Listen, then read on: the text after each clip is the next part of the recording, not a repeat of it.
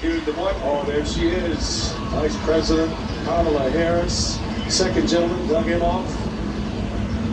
Class of 1986. Our most famous alum here.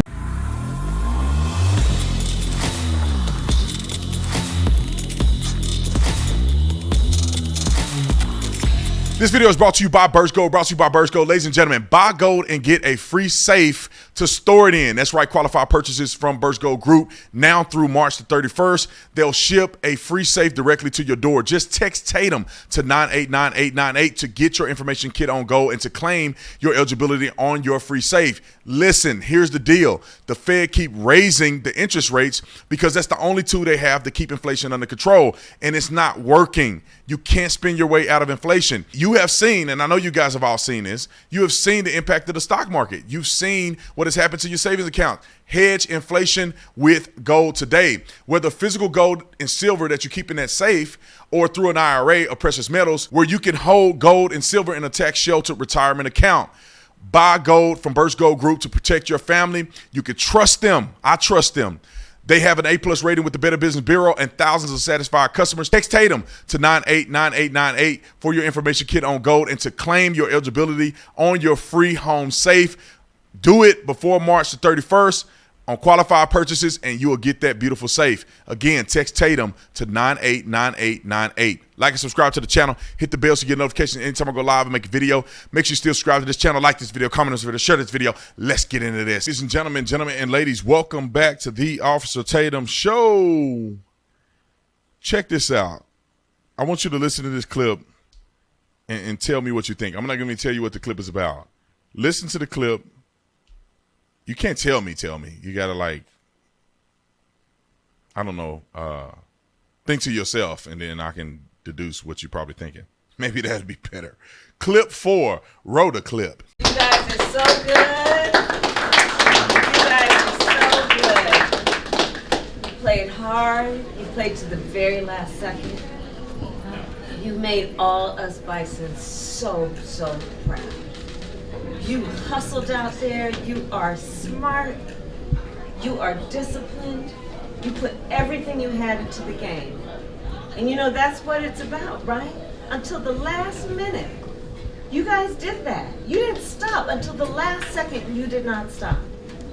And that is so inspiring. So you keep playing with chin up and shoulders back.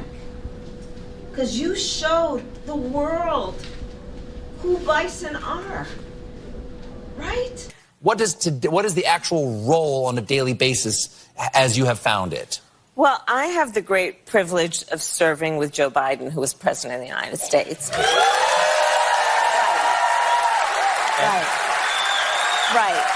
Exactly right. But, and was vice president, right? Does that affect it? Does he understand what it's like to be a vice president? He does, and he really is a true partner, and he understands the job. And remember, we came in during the height of the pandemic. Yes. And so much of the work was about, okay, we've got to cover a lot of bases, and let's figure out how between us we can do it.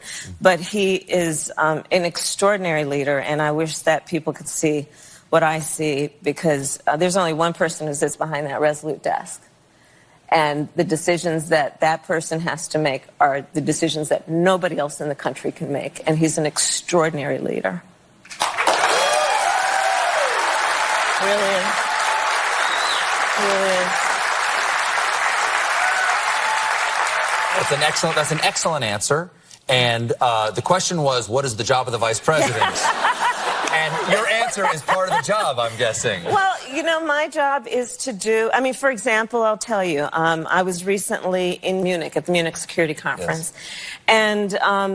And the job there was to stand up, and as you know, most of my career I spent as a prosecutor, and I declared that we, the United States of America, believe that Russia has committed crimes against humanity. Yes. What is the significance? That's her job. I declared that they did this. These people are faker than a $3 bill. I try to not be biased, right? I mean, because of course I can't stand Democrats. I think the party is evil. However, I'm sure there's individuals that are not evil individuals. They probably are acting in good faith. They're just ignorant to what their party has done. And people say the same thing about Republicans. So, I mean, that's a moot point. So I'm trying not to be completely biased, but she is a unintelligent woman. I don't understand how you can be that age with that much experience in politics and you can't even give a politically correct answer. She literally could not answer her role as vice president. I'm telling you guys, they put these two foolish people as placeholders. Kamala Harris ain't really doing nothing. She holds the title. Because she's supposed to be representing black people to get ignorant black people to vote for Democrats. And unfortunately, that's 80% of ignorance. 80% of the electorate in the black community is ignorance, in my opinion. That's just my opinion. Y'all could disagree with me. But when 80% plus 90% of black people vote for Democrats, I can't even use another word but ignorant. You have to be ignorant. And that means that you're just not informed.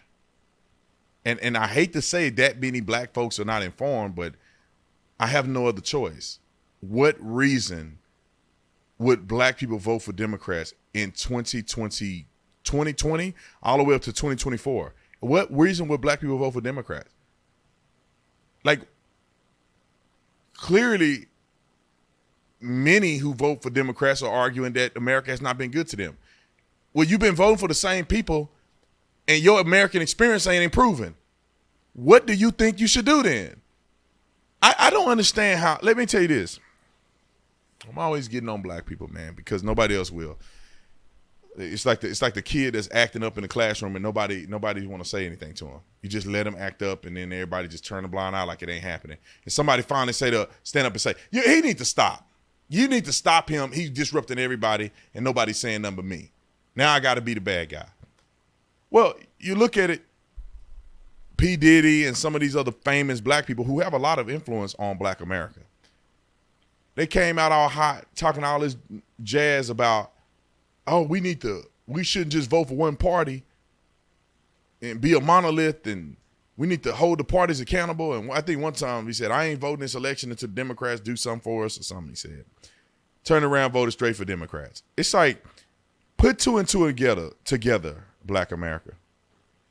If you vote for one party, you lose both parties. Because the one party that you're loyal to ain't got to do nothing because you ain't going to do nothing but vote for them anyway. It don't matter how bad your schools get. It matter how bad your community get, how much you're struggling in this country. They don't care because you're going to vote for them anyway.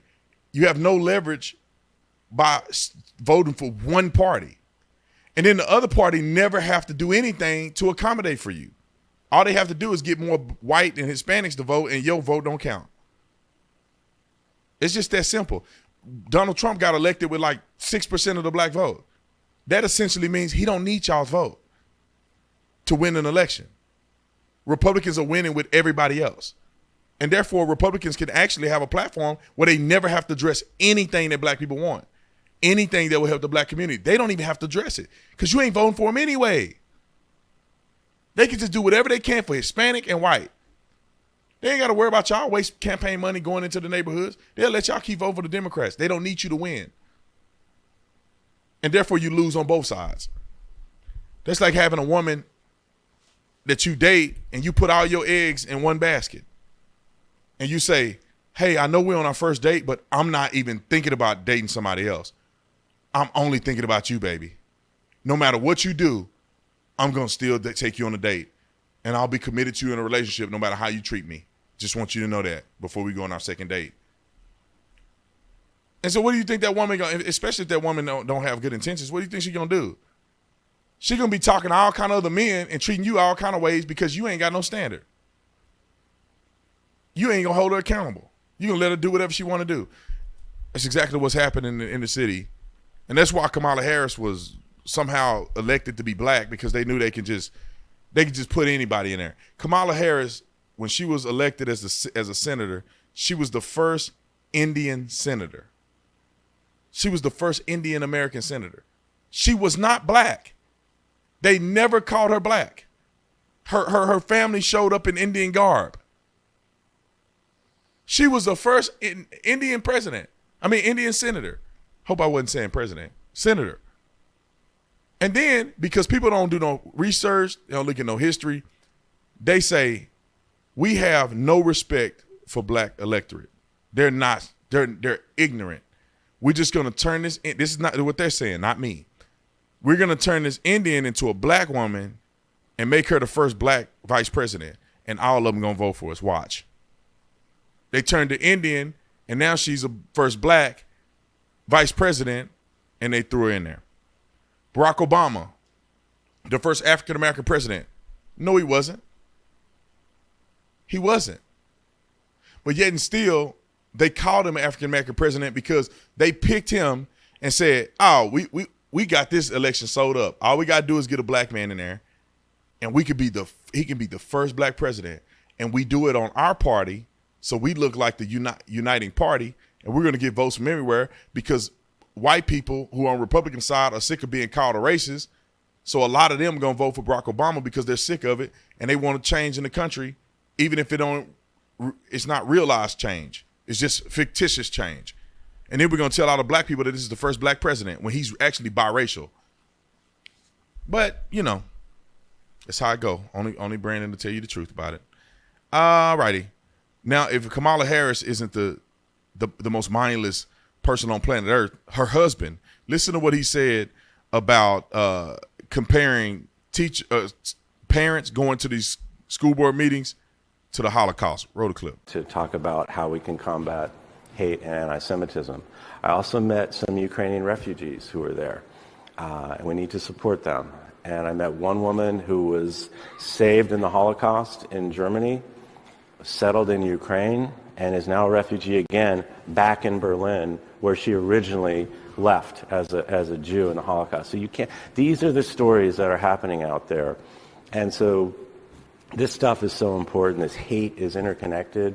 You see it in the discourse in the country right now. You see it in the divide that we have, and that just going to the school meeting. You see that hate that is out there. We've got to step up and speak out, and we've got to call out the cowards out there.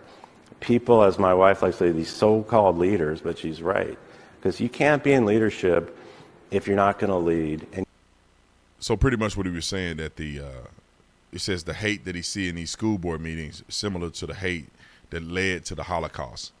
The dumbest statement, almost the dumbest statement I've ever heard. Hold the phone, I'll be back after the break.